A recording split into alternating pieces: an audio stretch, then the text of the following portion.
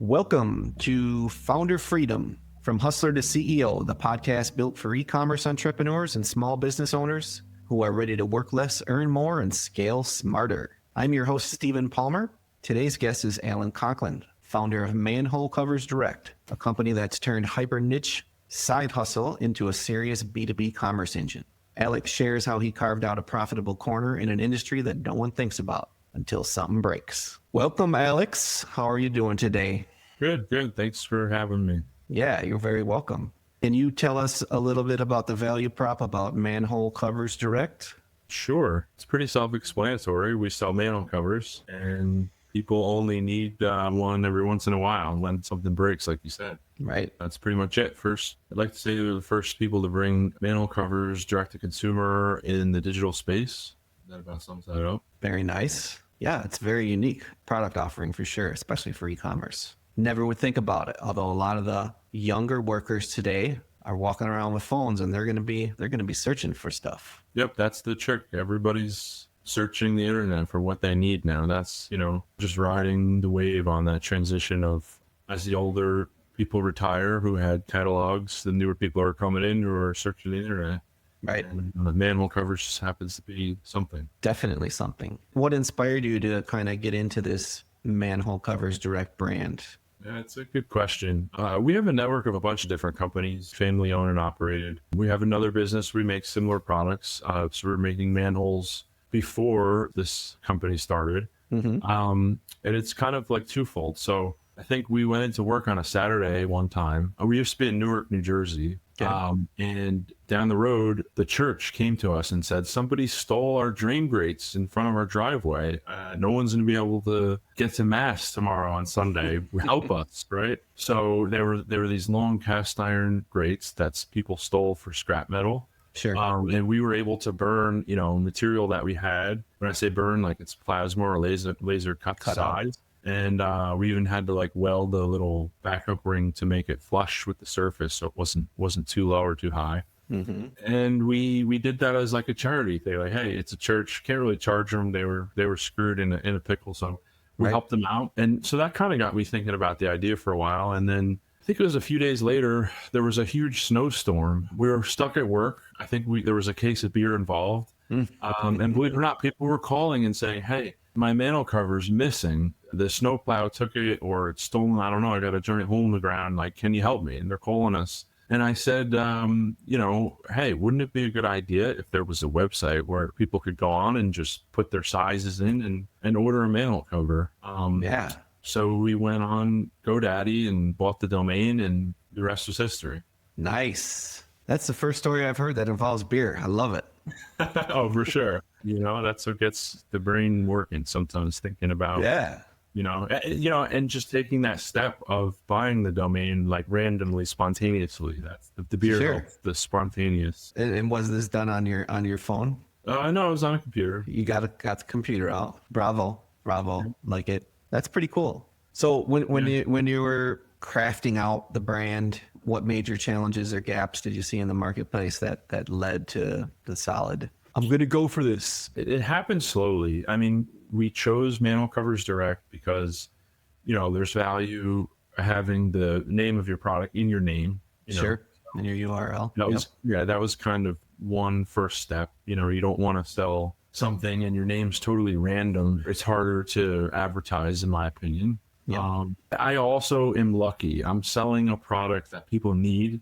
Okay, so I don't have to convince them to buy it other than just buy it from us and not our competitor. Right. So I'm a little bit lucky in that sense there. I like it. Luck. Can you describe for the audience, what was the existing way of doing business and how, obviously, yeah, so your brand solves it because you could buy it online. So yeah, well, it's kind of a long answer. So over the years, manhole covers have been made all different countries: China, India, South America, America. There's no such thing as a standard size manhole cover. 24-inch is considered the most common, quote unquote, standard. But if something was made overseas, it could be metric, it could be 23 3/4, 24 1/4. Right. And let's say you find the right diameter cover. Now they're made in all different thicknesses, right? So it could be 2 inches thick, 1 inch thick, that's what sets us apart from the old way of doing things. Is we're just making you exactly what you need, the exact diameter, exact thickness, to be able to just drop a cover in your existing frame. Or if it's something more complicated, specific specs that are required, we can accommodate that also. Right. So 100% custom. Yeah. Not Yeah, so show up at the supply house and get told, oh, we don't have one that'll fit that exactly. Right. Mm-hmm. But yeah. And if you flip over a manhole cover, it usually just says like China or India on the back. That doesn't help anybody try to find a replacement, Right. So yeah, it's one of those like dirty job type of deals. Like it didn't get that much attention, but they're definitely all over the place. Yeah. And I would say the big competitors of ours, they're chasing after like new construction. So they just tell you, oh, you have to buy a whole new cover and a frame. They don't want to deal with like the replacements or the broken, or Joe Schmo has something in his parking lot and needs help. Right. You really need time to talk to you, answer the phone and email you back and all that stuff. So excellent customer service. Yeah. So, I mean, those are some good points about how your company, solves those problems better than the existing alternatives in the marketplace. So if somebody lands on your website, Alex, what do you think is the biggest misconception that people have about what Manhole Covers Direct does? I would say everyone thinks manhole covers and thinks city streets and big, heavy cast iron covers. We don't do any castings. Our products do not go in any public roadways. It's all residential, commercial, industrial stuff. So the really highly custom stuff. Yeah. Anyway. So yeah, when people say, oh, you said manhole, or you must work with the towns. No, actually, it's a complete different audience. So you've done away with the iron. Yeah, I mean, we're not a foundry. We're just steel fabricators. Mm-hmm. If it's in a street, it should be cast iron because it needs to be extra heavy. So, because what happens is if it's too light and, Speed Racer decides he's going 100 on a 20-mile-an-hour street, the manhole cover will actually fly up and the next guy's head off behind him. So there's some safety concern there. So definitely don't want to see that.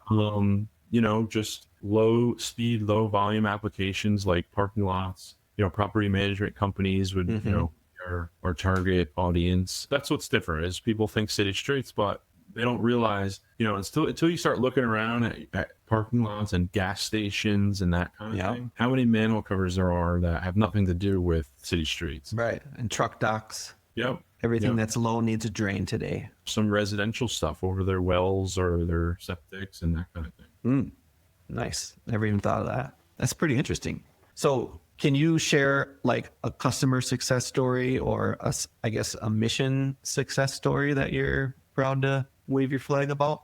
That's hard. I think there's probably a lot of them on the spot. I can't think of anything off the top of my head, but we get a lot of replacements that they are cast iron because the only place you could get a manhole cover was a supply house that had this big unnecessary cast iron thing that's supposed to be in a street. And we save the backs of a lot of utility workers by offering lightweight solutions.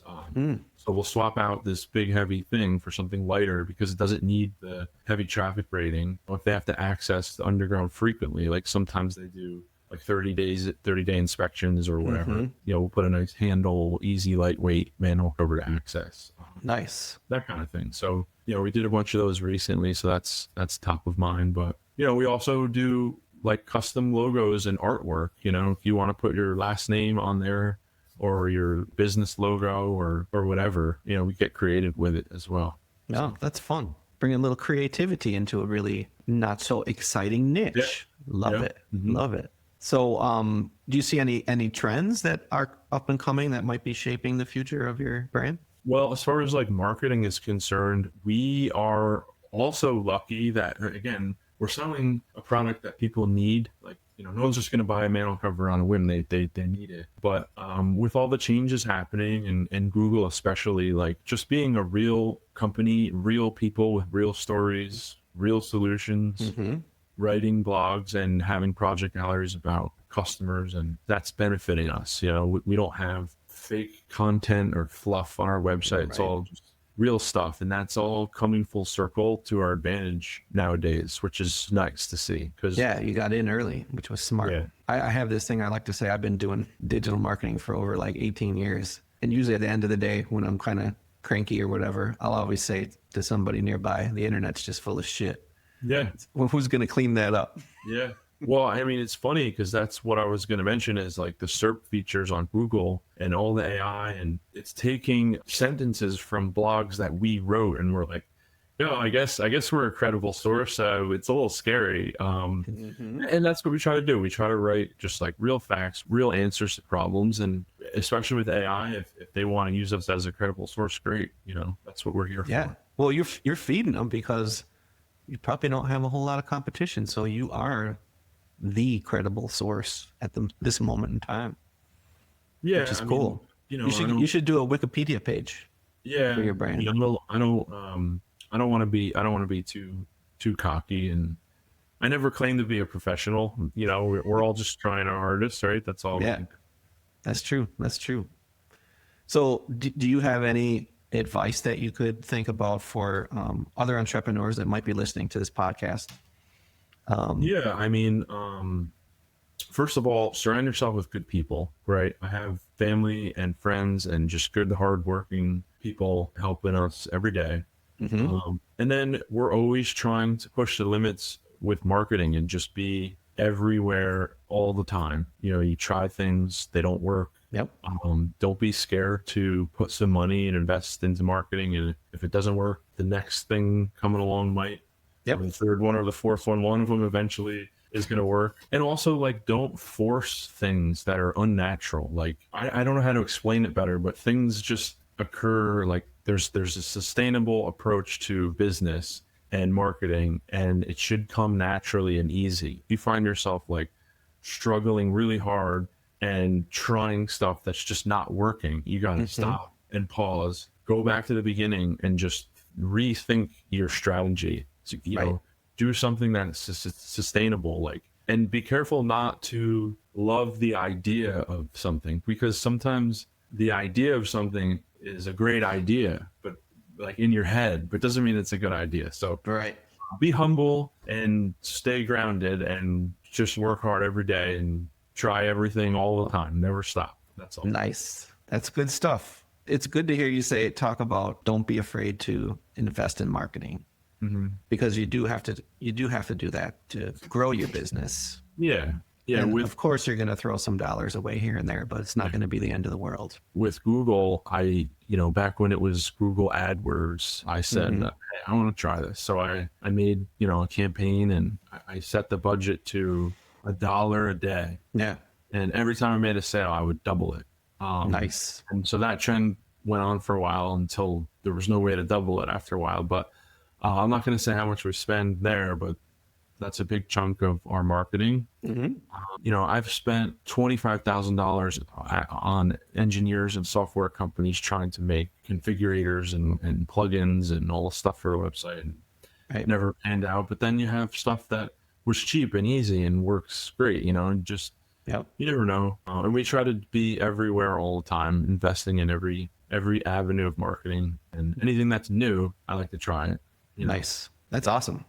Good advice too. So looking ahead here, short term, what's up next for your company? That's a great question. And that goes back to another piece of advice to other entrepreneurs is like, you stick with your, the stuff that that's good, the boring stuff, like eat your vegetables. What I mean by that is like, just keep on doing what you're supposed to be doing, right? We're going to keep running blogs and making a project gallery and email marketing and Google ads and updating the website and having great customer service, just carrying out that sustainable approach to business. That's very nice. That's it. So that's a boring answer, but it's just the truth, I like it. Eat your vegetables. Yeah. And he's like, exercise and diet. And you're like, no, I want the magic pill that's going to solve all my problems. There is no magic pill. It's the exercise and diet that no one wants to do. That's what you got to do. That's the next thing for us, is just keep on going. Keep on keeping on. Yeah. Love it. So what's the best way for listeners to get in touch with your brand? Check out our website, doing a little bit of social media, join our email list. We'll be having Manhole of the Month on there starting, just to see, like project galleries, little video clips of how it started on a napkin drawing, and we make a CAD drawing and then we fabricate it, little video of the cutting and the welding and the painting and the customer's install, like before and after pictures. Nice. Yeah, it's cool stuff. It's entertaining. I like the strategy. I mean, people definitely warm up to storytelling. So the more ways you can figure out how to do it, the better. Yeah. Video's hot. YouTube is just on fire.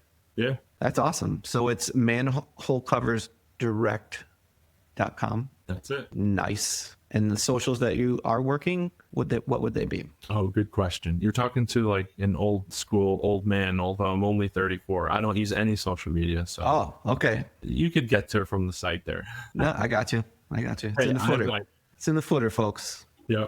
Like it. That's So instead of going on social media at night, I'll go back to work. I don't have any social media. yeah, I'm the same. I'm always working. I got laptops all over the house. So wherever I am, Yeah. pick up where I left off. My wife always yells at me because she says I'm going to burn my eyes out because I don't give it a rest, but Yeah. whatever. You only live once. Yeah. That's true. Well, thanks. That's a wrap for today's episode of Founder Freedom. From hustler to CEO, big thanks to Alexander Conklin, the founder of Manhole Covers Direct, proving that even the most overlooked markets, there's massive opportunity if you solve a real problem well. Alex is staying nimble, strategic, and focusing on results. If you want more stories like Alex's, be sure to follow, rate, and share Founder Freedom wherever you get your podcasts. Every listen helps us spotlight more founders who are rewriting the rules of business on their terms. Until next time, keep building smarter, not harder.